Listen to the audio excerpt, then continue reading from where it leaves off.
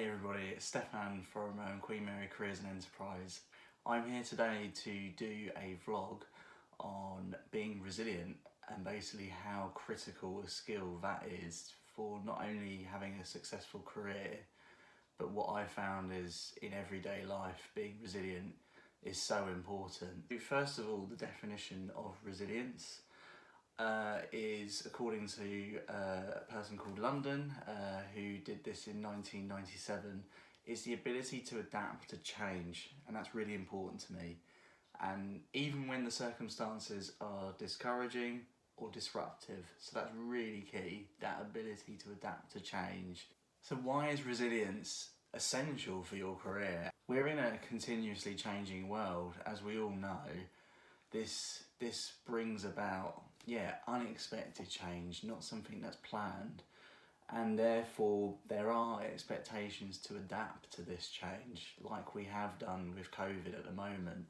I'm here right now doing a vlog to you instead of saying this face to face, for example. So that's how I've adapted to change. Experiencing change can affect our ability at work. It took me time to recognise how I need to adapt. And this is something that's going to be so important to your career, is understanding how this affects your ability right now when you go into the world of work, where you might have to work remotely to start with. And this is why resilience is important.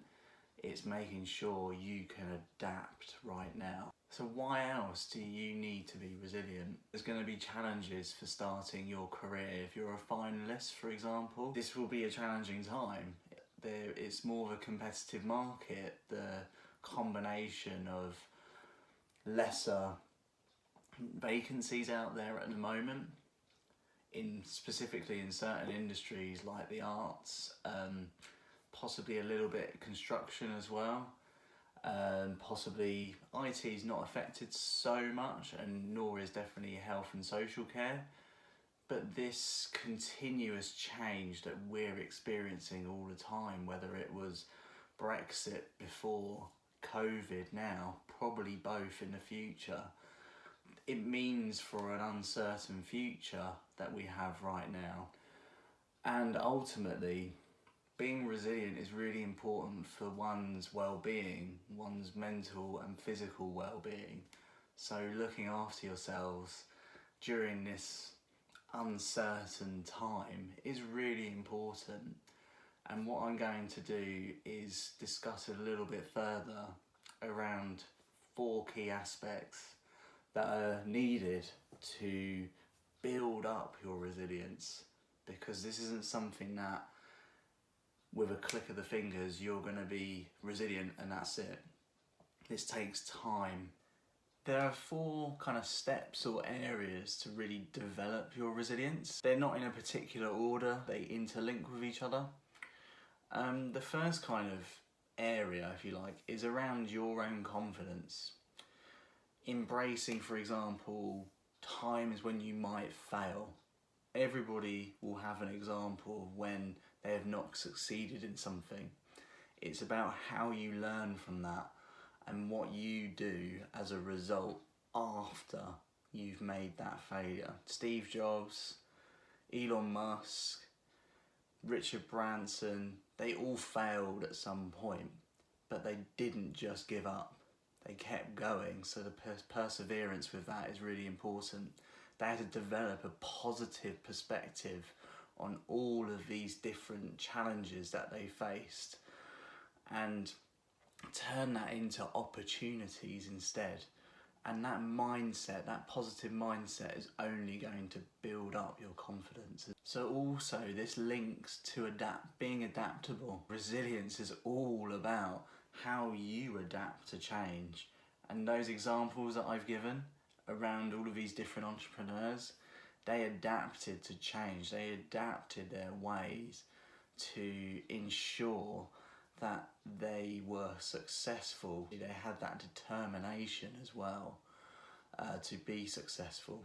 But I can't imagine they would have done this all by themselves. Reading at least Richard Branson's and Steve Jobs' kind of equivalents to their autobiographies, they had a support network And that's social support, that's the second element, as well as being adaptable, that's the third element. It's really important during your career, during your life as well, to create and maintain that network of support, whether it's a social, which helps you keep upbeat during times of uncertainty and difficulty, to having a mentor, to having formal networks. So being able to connect in LinkedIn, for example, with different people that work in organisations that you're interested in. Attend networking events as well.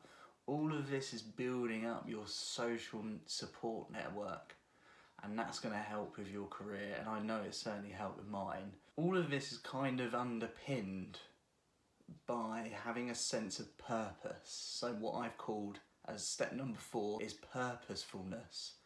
These are all interlinked, but having that purposefulness means committing to self-management, coming up with mini plans that you have control over, that you can plan, that you can do. That's really important. So creating those kind of short-term targets, which create hopefully quick wins. So like I mentioned, all of those examples around networking could be a specific area where you're being strategic and you're planning, right, what can I do? How can I make the most of these potential contacts that I have through LinkedIn? Or if you're specifically a Queen Mary student, we've got QM Network. How can I make the most of the alumni, our graduates that were here at Queen Mary, that are doing similar careers and working for similar organisations that I want to work for? That's being strategic, and that will hopefully create small wins as well. Having this sense of purposefulness is really important when developing resilience. Having that aim, that overarching aim of what I want to do, where I want to be, and where I want to be by is really important.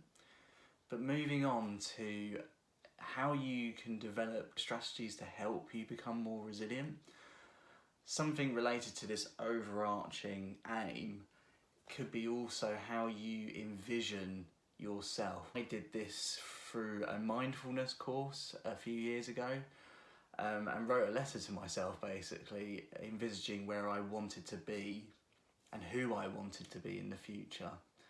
But this might take, you might either do a letter to yourself, you might do a vision board, something that allows you to visually see what you could be in the future, what you want to be. And there's a few other top tips I can give around this, like other strategies such as self-care. I've already mentioned planning and time management, those kind of short-term goals, so goal setting, asking for help, that support network, and building that up.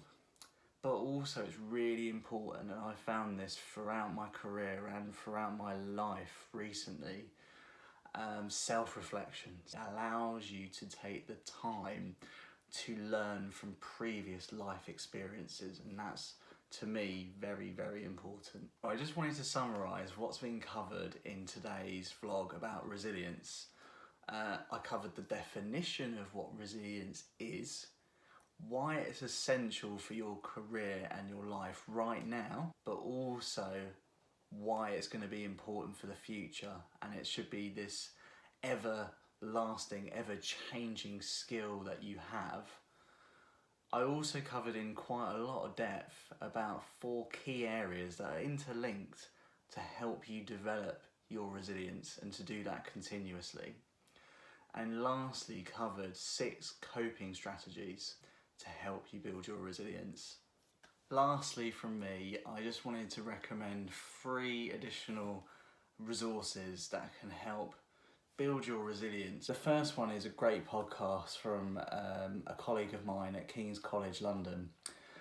So thanks Crystal for letting me know about this. This is her Change and Transition podcast. So highly recommend having a listen to that. Secondly, there is an online course which is called Tips for Maintaining Your Resilience by Gemma Lee Roberts, and that's a course on Linda, which you can find on LinkedIn. And lastly, one of my favourites that I've discovered very recently is a course called Design Your Life by Stanford University.